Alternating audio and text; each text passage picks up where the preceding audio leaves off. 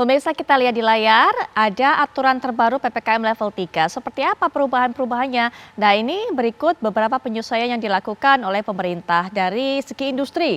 Orientasi ekspor dan domestik dapat beroperasi 100% jika memiliki minimal 79% karyawan, vaksin dosis kedua, dan menggunakan aplikasi Peduli Lindungi. Kemudian berikutnya, untuk supermarket dapat beroperasi sampai pukul 21 dan maksimal pengunjung 60%.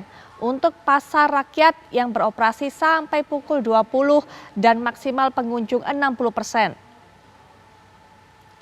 Selain supermarket, tentunya juga diatur mengenai pusat perbelanjaan atau mal. Boleh buka sampai pukul 21 malam, maksimal ini 60% pengunjung yang ada di dalam mal tersebut. Untuk anak yang di bawah 12 tahun minimal vaksin dosis pertama. Dan tempat bermain anak dan juga tempat hiburan dibuka maksimal 35%, wajib bukti vaksinasi dosis pertama bagi anak usia di bawah 12 tahun. Itu beberapa tempat memang yang mengundang keramaian, ada restoran juga, warteg, lapak jalan buka boleh hanya sampai pukul 9 malam. Kemudian bioskop boleh buka dengan anak di bawah 12 tahun diperbolehkan masuk tapi harus sudah menerima vaksin dosis pertama. Nah, tempat ibadah maksimal 50% kapasitas, fasilitas umum maksimal 25%, kemudian kegiatan seni budaya, olahraga sosial juga boleh tapi maksimal ini adalah 25%. Kita lanjutkan perbincangan Mas Hermawan yang mengetahui sekali bagaimana kondisi keadaan realnya di lapangan. Sebenarnya cukup signifikankah penurunan tracing ini terjadi dan apa atau penyebabnya? Ya, kalau kita kaitkan antara tracing dengan kasus yang distimulus oleh Omikron itu ada kaitannya. Omikron ini kan kecepatannya 5 kali lebih cepat dari Delta. Sehingga kemampuan kita untuk testing dan tracing juga harus lebih ekstra gitu ya. Jadi baik kapasitas maupun kuantitas.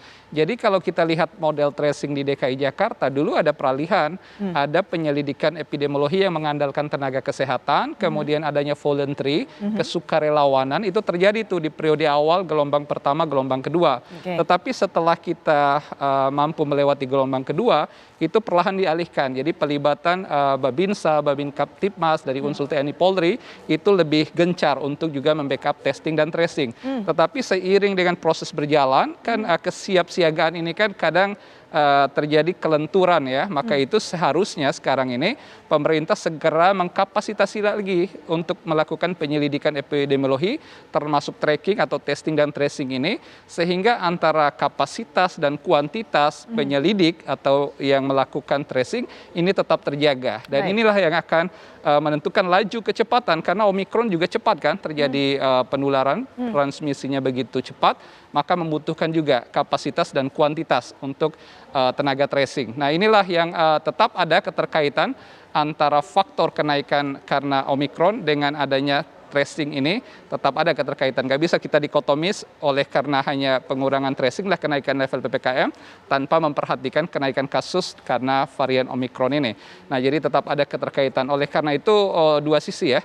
Pemerintah memperkuat di segi testing dan tracing. Di sisi lain juga kewaspadaan terhadap Omikron juga harus tetap tinggi. Baik dalam bentuk perilaku maupun kebijakan yang oleh level PPKM ini kadang juga agak samar ya. Karena mengukur volume terutama di lapangan. Kalau tidak ada pengawasan, tidak ada penegakan, itu juga percuma juga. Berarti penyebabnya jumlah tenaga yang berkurang? Kelihatannya demikian ya. Selain jumlah tenaga, apalagi yang harus diperbaiki supaya trace ini meningkat? Pengawasan dan penegakan ya, karena di lapangan selama ini masih kurang, Mas Hermawan. Nah, tentu kita melihat ya setelah adanya proses pelandaian yang dilakukan oleh semua pihak ya, tentu upaya kita bersama selepas bulan Juni-Juli 2021 yang lalu, Agustus, kemudian September, Oktober hingga Desember itu kan perlahan turun. Nah, baru kita rasakan lagi dampaknya setelah Nataru kan. Pada akhirnya kenaikan yang sekarang inilah yang harus kita wanti-wanti melalui kesiapsiagaan multi stakeholders. Quantity dilakukan upaya penambahan karena kasus bertambah secara signifikan, tetapi juga refreshing course kalau bisa. Jadi adanya pengembalian kapasitas kemampuan untuk pelacakan. Nah, inilah yang memang harus kita lakukan. Dan bagi daerah-daerah di luar wilayah aglomerasi DKI Jakarta, fasenya ini fase transisi nih. Oke. persiapan. Memang di epicentrumnya adalah Jabodetabek yang sekarang ada di PPKM level 3 ya. Nah, tetapi di luar wilayah ini bahkan di seluruh Indonesia ini harus dipersiapkan juga dengan baik supaya kesiapsiagaan dari segi Vaskes dan Nakes ini itu memastikan bagaimana kita mampu menghadapi dan mengendalikan laju COVID karena stimulus varian Omikron ini, Mbak Putri. Baik, Dokter Ginting mungkin juga nanti bisa menanggapi apa yang dikatakan tadi oleh Mas Hermawan bahwa memang kekurangan tenaga kemudian juga faktor pengawasan ini menjadi penyebab jadi penurunan adanya tracing. Bagaimana upaya peningkatannya? Yang pertama. Kemudian yang kedua juga dengan adanya PPKM ini semua gerakan masyarakat memang harusnya lebih terbatas. Tapi ternyata ada 3 bandara yang kemudian membuka pintu internasional bagi datangnya warga negara asing ataupun juga turis-turis asing. Bagaimana kemudian melakukan pengawasan terhadap hal ini agar kedatangan mereka tidak berpengaruh terhadap semakin peningkatan dari kasus Omikron, Dr. Alex Ginting. Tapi nanti mungkin bisa diberikan jawaban setelah jeda berikut ini, kami segera kembali.